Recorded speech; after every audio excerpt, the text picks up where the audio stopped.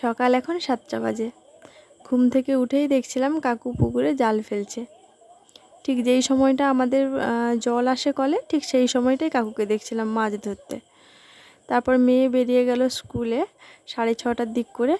মেয়ে বেরিয়ে যাওয়ার পর মা, কাকিমা, বড় মা সবাই মিলে এখন মাছটা কেটে নিচ্ছে। আর আজকে অনেক বড় বড় মাছ পড়েছিল, যার কারণে আমি মাছটা বাছতে পারিনি। সবাই বড়রা মিলে এখন মাছ কাটছে। আর তোমরা তো জানো আমাদের ভাগের পুকুর, এই জন্য মাছ কাটতে হলেও সবাইকে লাগে, আর মাছ ভাগ করতে হলেও সবাইকে লাগে। মা তো ওদিকে মাছ কাটছে, আর আমি এদিকে দেখো কোথায় এসেছি বলো তো, শাক তুলবো বলে এসেছি। মা বলল কি এখন তো ঠিকঠাক করে সূর্যের আলো ফোটেনি, তো এখন বেশ ওয়েদারটা ঠান্ডা আছে, এই সময় গিয়ে শাকটা তুলে নিয়ে আসো, তাহলে আর রোদ লাগবে না মাথায়। তো যেমন বলা তেমনই কাজ, মায়ের কথা শুনে এখানে চলে এলাম শাক তুলতে। আর দেখো এখানটায় চারদিক পুরো সবজিতে ভর্তি। মা এখানে অনেক রকমের সবজি লাগিয়েছে, ঢ্যাঁড়স লাগিয়েছে, উচ্ছে লাগিয়েছে, পেঁপে, বেগুন, লাউ, মানে এমন কোনো সবজি নেই যে এখানে লাগানো নেই। সমস্ত কিছু মা আমি দুজনাই মিলে লাগিয়েছি। আর এই শাকের জানো তো বিশাল বড় একটা গল্প আছে। সেটা কি বলো তো, আমাদের আসলে শাকটা লাগানো হয়েছিল পুকুরে। তো সেই সময়টা যখন একটানা 8 দিন 15 দিন নিম্নচাপ হয়েছিল, দিয়ে বৃষ্টি হয়েছিল না, সেই সময় পুরো শাক আমাদের না পুকুরে ডুবে গেছিলো। তো মা কি করেছে বলো তো, বুদ্ধি করে শাকের গাছগুলো সব তুলে নিয়ে এসে আমাদের এখানটায় পুঁতে দিয়েছিল। তো প্রথম প্রথম কিন্তু বেশ ভালোই শাক খাওয়া হয়েছে, প্রায় 3-4 বার মতো। তারপরে ধীরে ধীরে মানে যখন বৃষ্টি হলো না, জল পেলো না, পোকায় কেটে খেলো, আর মানে শাকটা পুরো 12টা বেজে গেল। আর এই কদিন বৃষ্টি হওয়ার কারণে দেখছি কি শাকটা আবার নতুন করে হয়েছে। ওই জন্য মা বলছে এখন রোদ বেরায়নি, গিয়ে শাকটা তুলে নিয়ে আসো। তো শাক তো তুলে নিয়ে এলাম। আর সকালবেলা ঘুম থেকে উঠে তোমাদের দাদা ভাইয়ের 2-3টে জামা আর আমার মেয়ের কয়েকটা জিনিস সাবান জলে ভিজিয়ে রেখেছিলাম, কারণ গতকাল তো বৃষ্টি হয়েছে, এই জন্য ধোয়া হয়নি। আর আজকে সকালে দেখলাম ওয়েদারটা বেশ পরিষ্কার, সকালে রোদ বেরিয়েছিল, কিন্তু এখন দেখছি কি মেঘটা পুরো ঝুলে গেছে। তো জানি না কপালে কি আছে, আদৌ জামা কাপড়গুলো শুকোবে কিনা তাও বলতে পারছি না। আর কালকে কি হয়েছে বলো তো, কালকে যে বৃষ্টি হচ্ছিল না সকালবেলা, তো সকালবেলা ঘুম থেকে যখন উঠে বাইরে বেরাচ্ছিলাম, তখনই পা স্লিপ করে এমন উল্টো দিকে পড়েছি না, তোমাদের কি বলবো। আমার মনে হচ্ছিল কি বলো তো, আমার মনে হয় শিরদাঁড়াটা ভেঙে গেছে। তো যাই হোক, সারাদিন যন্ত্রণায় ব্যথায় কাতরেছি, তারপরে মলম লাগানোর পর এখন ঠিক আছি। আজকে তো শনিবার, তাই মেয়ে দেখো তাড়াতাড়ি আজকে স্কুল থেকে বাড়ি চলে এসছে।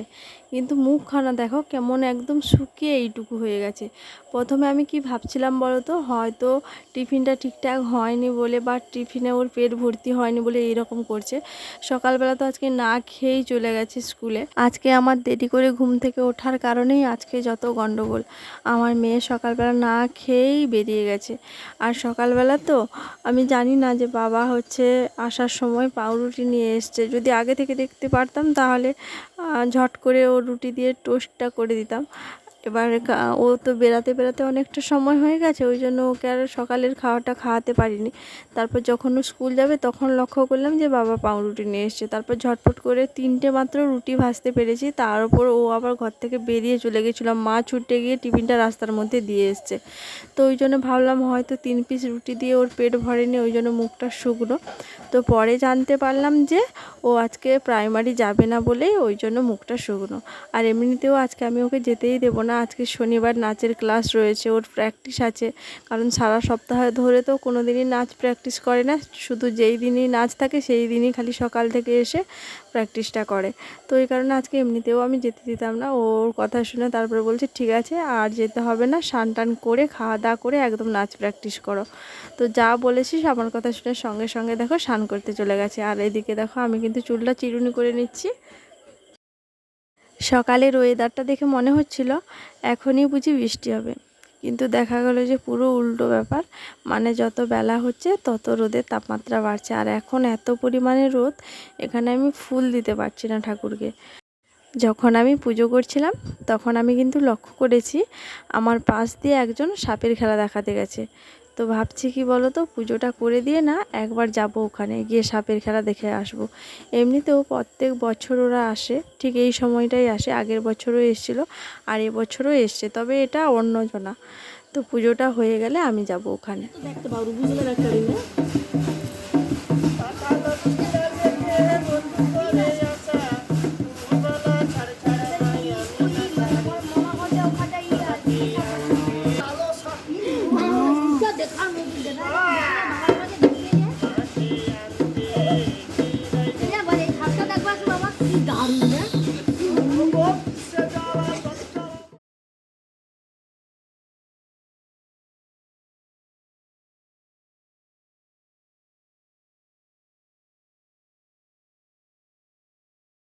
সাপের খেলা দেখে বাড়ি চলে আসলাম। আর এখন ঘড়িতে কটা বাজে জানো তো? 10টা। আর এই 10টার সময় আমি খাচ্ছি সকালের খাবার। কি অবস্থা ভাবো দেখি।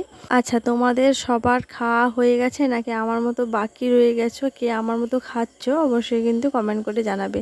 তো চলো এখন আমি ঝটপট করে খেয়ে নেই আগে। হ্যালো এভরিওয়ান, কেমন আছো তোমরা সবাই? আশা করছি তোমরা সবাই খুব ভালো আছো আর সুস্থ আছো, আর আমরাও কিন্তু অনেক অনেক ভালো আছি। তো এখন বাজে হচ্ছে 12টা 28।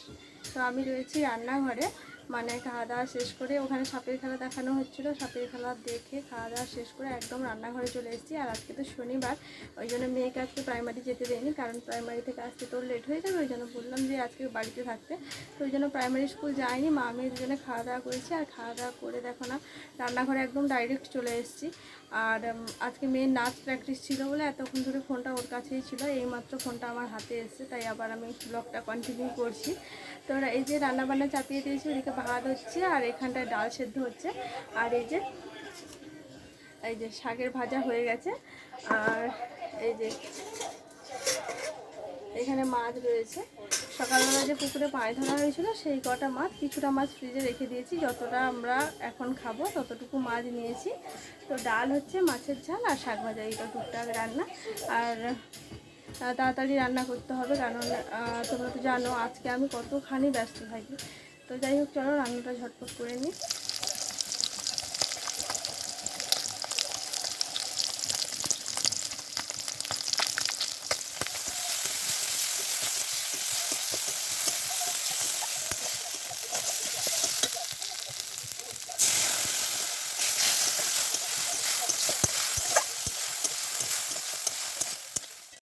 মোটামুটি সমস্ত রান্নাবান্না কিন্তু আমার কমপ্লিট হয়ে গেছে। আর দেখো আজকে মাছের ঝালে একটুখানি আলু দিয়েছি, কেন বলো তো? মা না বলেছিল যে ভাতের মধ্যে আলু দিতে, আর আমি ভাতের মধ্যে আলু না দিয়ে একদম ডাইরেক্ট মাছের মধ্যে দিয়ে দিয়েছি। আর যেহেতু আজকে বাড়িতে শাকের ভাজা হচ্ছে, বাবা একদম শাক ভাজা সহ্য করতে পারে না। শাক খায় না নয়, খায় মাঝে মধ্যে, অল্প স্বল্প খায়।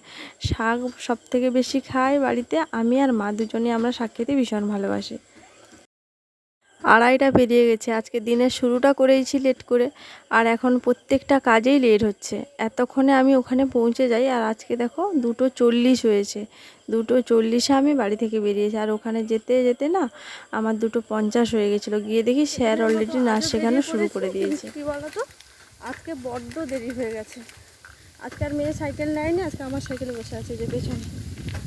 বাপি দেখা মুখ। তো আজকেও মেঘ করেছে, বৃষ্টি হবে, ওয়েদারটা দেখে বুঝতে পারছো, এই যে ওয়েদার। তো এখন রাস্তায় রয়েছি, আজকে বেজে গেছে 2:45, 2:30টার সময় স্যার চলে আসে। আসলে কি হয়েছে বলো তো, আজকে তোমাদের দাদাভাই হচ্ছে দোকান থেকে আসতে দেরি করেছে, আর আজকে আমার রান্না করতেও দেরি হয়ে গেছে, এই জন্য হচ্ছে আজকে অনেক লেট হয়ে গেছে। তো কি আর করা যাবে, লেট তো করে ফেলেছি, আর যেতে তো হবেই। আর আজকে যাওয়াটা ভীষণ জরুরি ছিল, দেরি হয়ে গেছে জানার পরেও আজকে যাচ্ছি। তো যাই হোক, চলো এখন যাই। সাইকেল চালাতে চালাতে আমি আবার কথা বলতে পারি না, ভীষণভাবে হাঁপিয়ে পড়ি। তো চলো, আবার হাত ধরে পা মেলে না, কাট শুরু করো। এই ই এই ই এই ই। এলাম একদম সন্ধ্যেবেলা, সন্ধ্যে টন্ধে দিয়ে এইমাত্র ঘরে আসলাম। আর জানো তো ওখান থেকে আসতে অনেকটা দেরি হয়ে গেছে, গেছিও দেরি করে আর এসছিও বাড়ি দেরি করে, ওই 5টা মতো বেজে গেছে। আর বাড়ি এসে ঘরের কাজকর্ম সারলাম, জামা কাপড় তুললাম, তারপরে সন্ধ্যে দেওয়া হলো, মেয়ে সন্ধ্যে দেখিয়েছে। তারপর মেয়ে হচ্ছে ম্যাগি তৈরি করে এখন খেতে বসেছে, ও মানে মায়ের ঘরে ম্যাগি খাচ্ছে আর টিভি দেখছে। তো ওর খাওয়া হলে ওকে পড়তে বসাবো, আর হচ্ছে তারপর রাতে রান্না বান্না। তো চলো আজকের ভিডিওটা কিন্তু আমি এখানেই শেষ করব। সবাই ভালো থাকবে, সুস্থ থাকবে আর সাবধানে থাকবে। আর আজকের ব্লগটা তোমাদের কেমন লেগেছে অবশ্যই কিন্তু কমেন্ট করে জানাতে ভুলবে না। যদি ভালো লেগে থাকে তো প্লিজ একটা লাইক করে আমার চ্যানেলটিকে সাবস্ক্রাইব করে আমার পরিবারের পাশে থাকার জন্য অনুরোধ থাকলো। তো চলো দেখা হচ্ছে কালকে একদম, টাটা।